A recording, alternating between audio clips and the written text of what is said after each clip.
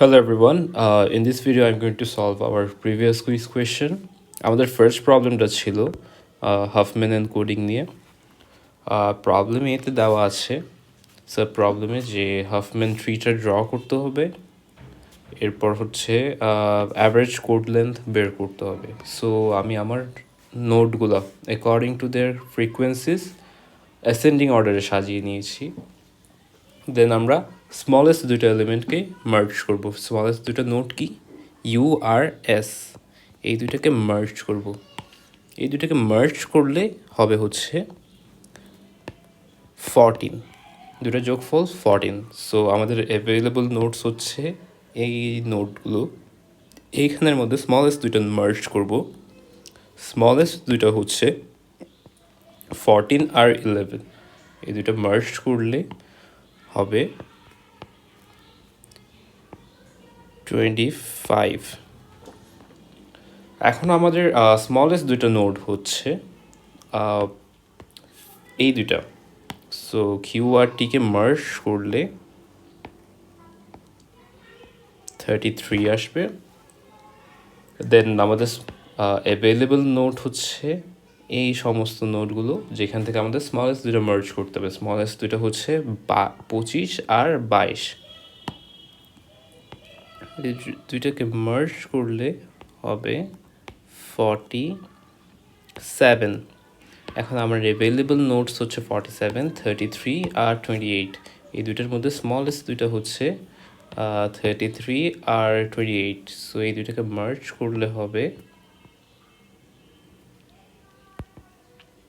এদের যোগফল হবে 61। সো বাকি দুইটাকে মার্জ করে ফেলি, আমাদের যোগফল হবে 108। এটাই হচ্ছে আমার হাফম্যান ট্রি, যেখানে আমার রাইট সাইডে 1 দিব, লেফট সাইডে 0 দিব।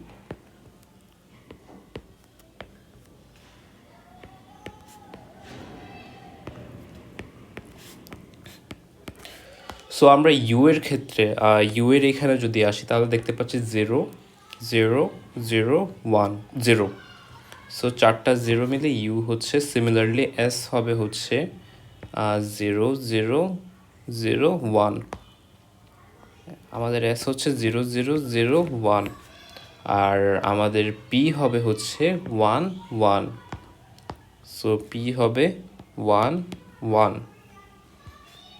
সো সিমিলারলি বাকি ক্যারেক্টারগুলোরও আমরা কোড বের করেছি সেম ওয়েতে।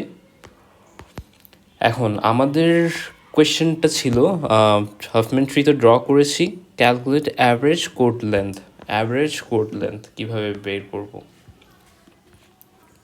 সো ইউ এর একটা ফ্রিকোয়েন্সি ছিল, রাইট? ইউ কতবার অ্যাপিয়ার করেছে? ইউ করেছে 6 বার। সো ইউ এর কোডটা কত? 4 বিটস, 4 ইন্টু 6। আর এস এস হচ্ছে 4 বিটস, কতবার অ্যাপিয়ার করেছে? 8 টাইমস। So 4 into 8। এভাবে প্রত্যেকটারই একটা বিটস পাবো। প্রত্যেকটা ক্যারেক্টারের জন্য আমরা প্রত্যেকটা ক্যারেক্টার যতবার অ্যাপিয়ার করেছে তত বিটসই তো ওই মেসেজে ইউজ হয়েছে ওই ক্যারেক্টারের জন্য। সো সবগুলোর যোগফল, that means frequency Times code length, সবগুলোর যোগফল ডিভাইডেড বাই ফ্রিকোয়েন্সি। ফ্রিকোয়েন্সি কত আমাদের? 108। 8 দিয়ে ভাগ করলে আমরা আমাদের অ্যাভারেজ কোড লেন্থটা পাবো, উইচ ইজ 2.87। অনেকে হয়তো বা এটা এইভাবে না করেছে হচ্ছে এটা কত? 4 বিটস, এটা 4, এটা 3, এটা 3, এটা 3, এটা হচ্ছে 2 প্লাস 2। সবগুলোকে ভাগ করেছে আমাদের টোটাল ক্যারেক্টার 7টা, সো 7 দিয়ে। এটার জন্য ফুল মার্কস পেয়ে যাবে, কোনো সমস্যা নেই। আচ্ছা, এরপরে আসি, কম্প্রেশন রেশিও বের করতে বলেছে কম্পেয়ার টু ইউজিং ফিক্সড 3-বিট এনকোডিং। সো 3-বিট এনকোডিং যদি করে থাকতাম আমরা, তাহলে আমাদের মেসেজ জাস্ট শুধুমাত্র ওই মেসেজটা কত বিটসের হতো। যেহেতু আমরা 108টা ক্যারেক্টার ইউজ করেছি, 108 মানে 7টা ক্যারেক্টার টোটাল 108 বারই তো ইউজ করেছি। সো 108 প্রত্যেকটা যদি 3 বিট করে 3 বিটস করে হয়ে থাকে তাহলে 324 বিটস আমার টোটাল মেসেজের সাইজ হতো। বাট আমরা যখন এই ভ্যারিয়েবল সাইজড এনকোডিং করেছি, আমার মেসেজের সাইজ আসছে অ্যারাউন্ড 288। সো আমাদের কত বিটস বেঁচেছে, রিডিউস হয়েছে 36 বিটস। সো আমাদের কম্প্রেশন রেশিওটা হবে কত বিটস সেভ করেছি কম্পেয়ার টু ইনিশিয়ালি, মানে 3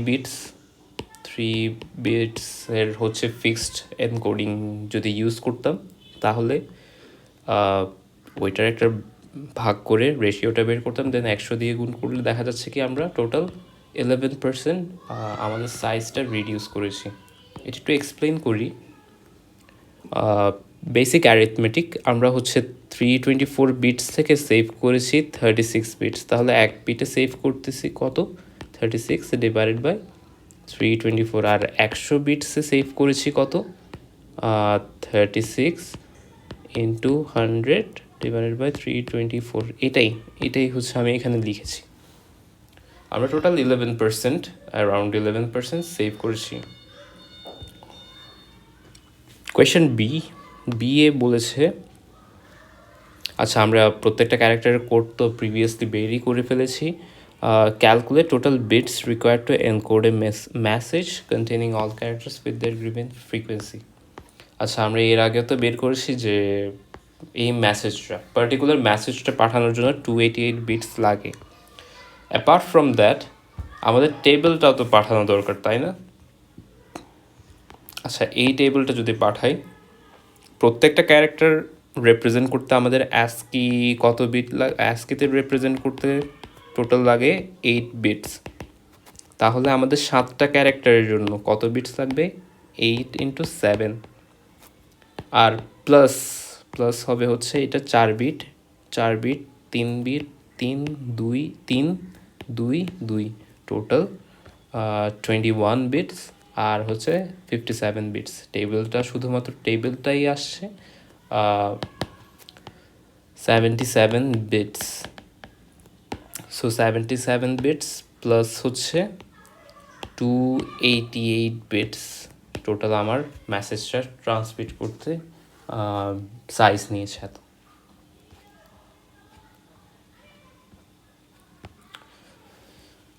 সিএ আসি, আমাদেরকে একটা সিনারিও এনকাউন্টার করতে দিয়েছে যেখানে হচ্ছে আমাদের 3টা নোড আছে 11, যাদের ফ্রিকোয়েন্সি হচ্ছে 11 8 6। তাহলে আমরা তো প্রিভিয়াসলি দেখেছি যে 8 আর 6ই মার্জ করবো যেহেতু স্মলেস্ট দুইটা। বাট 8 আর 6 মার্জ না করে যদি আমরা অন্য কিছু করতাম 11 আর 8, তাহলে কি হতো? তাহলে আমাদের মেসেজের লেন্থ কিন্তু সেমই থাকতো, বাট আমাদের কোডটা ডিফারেন্ট হইতো। ফর এক্সাম্পল ধরেন এই দুইটা মার্জ করলে আসতো 10 কোড, বাট ইনস্টেড আমরা এই দুইটা মার্জ করলে আসলো হচ্ছে কি 00, এরকমই। বাট দোনোটাই কিন্তু 2 বিটসের। সো সাইজ সেম থাকবে, but the code itself will change. এটাই হচ্ছে অ্যান্সার।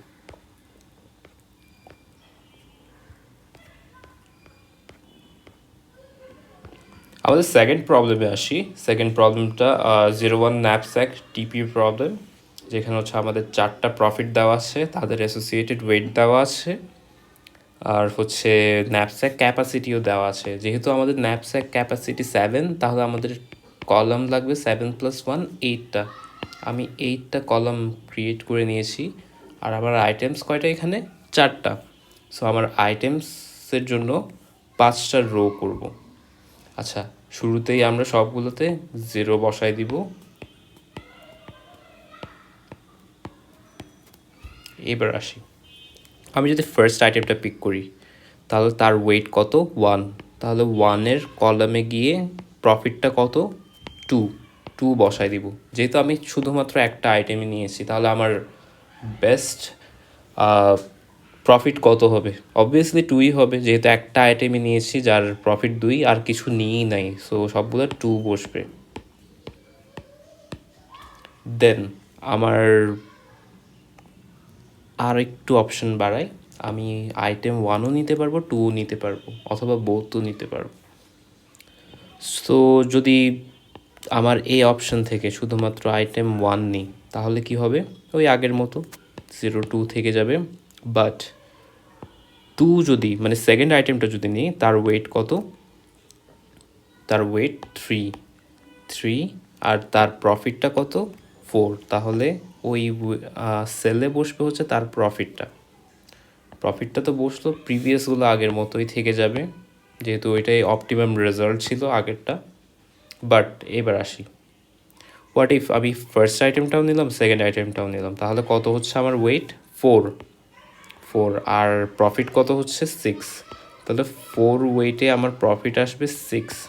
এটাই যেহেতু আমার বেস্ট রেজাল্ট, বাকি সমস্ত সেলগুলোতে 6ই বসবে। এবার আসি থার্ড আইটেমের দিকে।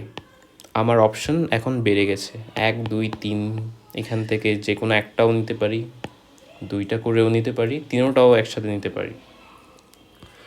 সো আসি, আমি যদি 3 নম্বর আইটেমটা নিই তাহলে তার প্রফিট কত, সরি তার ওয়েট হচ্ছে 5 আর তার অ্যাসোসিয়েটেড প্রফিট হচ্ছে 7। 5 ওয়েটে অ্যাসোসিয়েটেড প্রফিট কত 7 যেহেতু 6-এর চেয়ে বড়, তাই হচ্ছে আমি 7ই বসাবো, আর বাকি জিনিসগুলো আগের মতো কপি করে বসাই দিব, কারণ আগেরটাই অপটিমাম রেজাল্ট ছিল। বাট এবার আসি, আইটেম 1 আর 3 যদি পিক করতাম তাহলে আমার ওয়েট যেত হচ্ছে 6 কেজি, বাট আমার প্রফিট হতো 9 কেজি, যেটা আগে 6 কেজির জন্য আমি প্রফিট পাচ্ছিলাম 6 কেজি, বাট এখন পাচ্ছি 9 কেজি, যেহেতু এটা ম্যাক্সিমাম 9 কেজিটাই, তাই আমি 6 নিব না, 9 রাখবো। এটাই হচ্ছে আমার বেস্ট রেজাল্ট। সো পরের সেলটাতেও 9 বসবে। এইবার আসি ফোর্থ আইটেমের দিকে। ফোর্থ আইটেমের ওয়েট হচ্ছে 2 কেজি আর তার প্রফিট হচ্ছে 3। 2 কেজির জন্য প্রিভিয়াসলি প্রফিট ছিল 2, বাট এখন দেখতে পাচ্ছি কত, 2 কেজির জন্য 3 প্রফিট আসতেছে, তাহলে আমরা 3 বসাবো। 3 বসানোর পর আগের জিনিসগুলো জাস্ট কপি করে বসাই দিলাম প্রিভিয়াস সেলগুলোতে। এবার আসি,